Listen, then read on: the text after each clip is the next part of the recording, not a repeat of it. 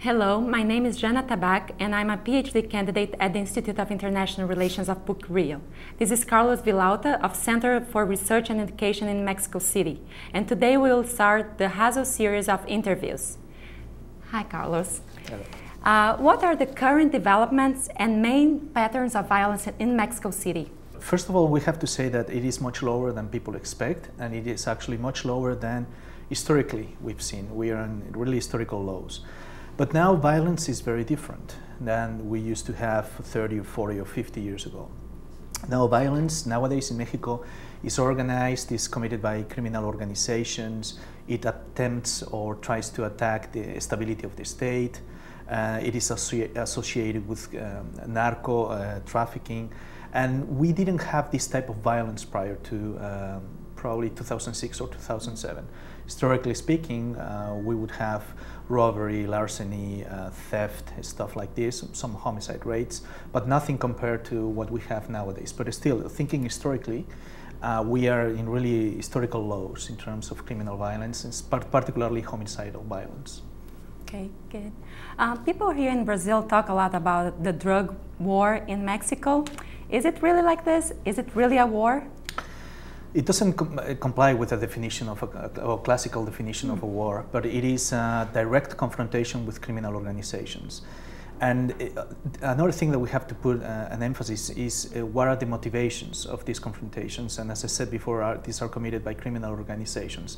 These are not, as I said, with the attempt to overthrow the government or the state. It's not a war in that definition, but it is very intense. It is frequent in some areas of the country, but fortunately the good news is that it's slowing down very quickly, it's decelerating. Mm-hmm. So it is not a war, it is a serious problem. We're confronting criminal organizations that have some interests, economic interests, monetary interests. These are very difficult to disarticulate, but we are making some advances in that respect.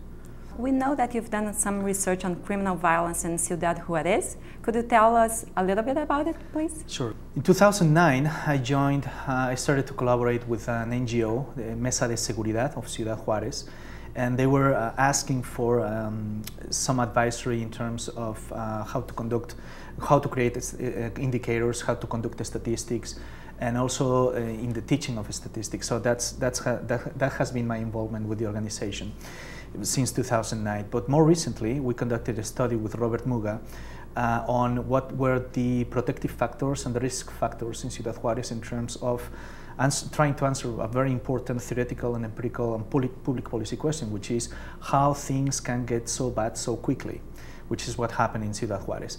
And what we found was a set of protective factors and risk factors. Among probably the most important is the presence of youth unemployed, is the presence of non-traditional families in terms of, for instance, mothers that have to go to work and cannot put attention or take care of their kids as risk factors. So basically we've been trying to avoid the typical distractions of these kind of studies, that the why or why distraction, that why these things happen, or the how or the who is committing crimes. But we're trying to look at the structural forces, the demographic base of this violence, and we have been able to detect a few of these factors, and based on that to provide some policy recommendations. Basically nothing new, it's not the Nobel Prize in criminology really, is to put attention on family cohesion, on employment opportunities, mm-hmm. and basically to reinforce the social cohesion and the social cement of the city.